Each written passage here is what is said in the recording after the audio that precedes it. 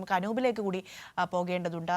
അനൂപ് തെരച്ചിൽ സംബന്ധിച്ച കാര്യങ്ങളാണ് കൂടുതലായി പറയുന്നത്. അനൂപ്, തെരച്ചിൽ ഇന്നില്ല, ഇനിയുള്ള ദിവസങ്ങളിൽ അത് ഏത് രീതിയിൽ മുൻപോട്ട് കൊണ്ടുപോകാനാണ് ഇപ്പോൾ ഉദ്ദേശിക്കുന്നത്? ഇത്രയും ദിവസം കൃത്യമായ രീതിയിലുള്ള ഏകോപനം ഉണ്ടായിരുന്നു, അങ്ങനെ തന്നെയായിരിക്കും ഇനിയുള്ള ദിവസങ്ങളിലും എന്നതിൽ സംശയമൊന്നുമില്ല. ഇനിയിപ്പോൾ എങ്ങനെയാണ് അത്? ഏതെല്ലാം രീതിയിൽ, ഏതെല്ലാം മേഖലകളിൽ സംഘങ്ങളായി മറ്റും തിരിച്ചുകൊണ്ടൊക്കെയാണോ? എങ്ങനെയാണ് അതിൻ്റെ ഒരു ക്രമീകരണം?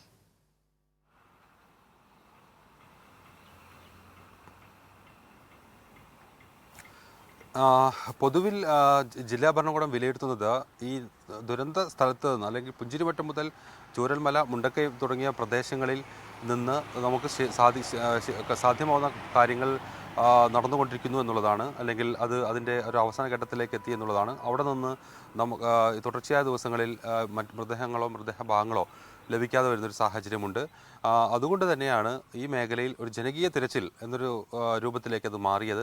ഇനി ഏതെങ്കിലും വിധത്തിലുള്ള സാധ്യതകളുണ്ടോ, അല്ലെങ്കിൽ ഇനി ഏതെങ്കിലും വിധത്തിലുള്ള ശേഷിക്കുന്ന സ്ഥലങ്ങളുണ്ടോ എന്നുള്ളത് കൃത്യമായി പഠിച്ചുകൊണ്ടുള്ള അല്ലെങ്കിൽ അത് ഒരു വിവിധ രേഖകളുടെയും മറ്റും അടിസ്ഥാനത്തിൽ പരിശോധിച്ചുകൊണ്ടുള്ള ഒരു തെരച്ചിലാണ് ഏറ്റവും അവസാന ഘട്ടത്തിൽ നടന്നത്. അതിനുശേഷമാണ് ഈ ജനകീയ തിരച്ചിൽ എന്ന ഒരു സങ്കല്പത്തിലേക്ക് മാറിയത്. ജനകീയ തിരച്ചിൽ കൊണ്ട് പ്രധാനമായും ഉദ്ദേശിക്കുന്നത് ഈ മേഖലയിൽ ആദ്യം ഈ പ്രഭവസ്ഥാനം മുതൽ അത് ഏറ്റവും ഒടുവിൽ മൃതദേഹം കണ്ടെടുക്കപ്പെടുന്ന സ്ഥലങ്ങൾ വരെ കേന്ദ്രീകരിച്ചുകൊണ്ടുള്ള ഒരു കൂടുതൽ സന്നദ്ധ സംഘടനാ പ്രവർത്തകരെയും സേനാ വിഭാഗങ്ങളെയും വനവകുപ്പിൻ്റെയും അങ്ങനെ പ്രാദേശിക പരിചയമുള്ള നാട്ടുകാരുടെയും മറ്റും സഹായത്തോടു കൂടിയുള്ള തെരച്ചിലെന്നാണ്.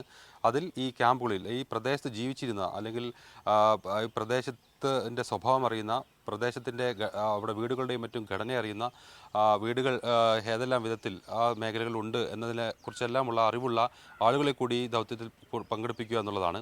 ക്യാമ്പുകളിൽ നിന്ന് 198 പേർ ഈ തെരച്ചിൽ പ്രവർത്തനങ്ങൾക്ക് സജ്ജമാണ് എന്ന് അറിയിച്ചിട്ടുണ്ട്. അവർ രജിസ്റ്റർ ചെയ്തിട്ടുണ്ട്. അവരെ കൂടി ഇതിലേക്ക് ഉൾപ്പെടുത്തുന്നുണ്ട്.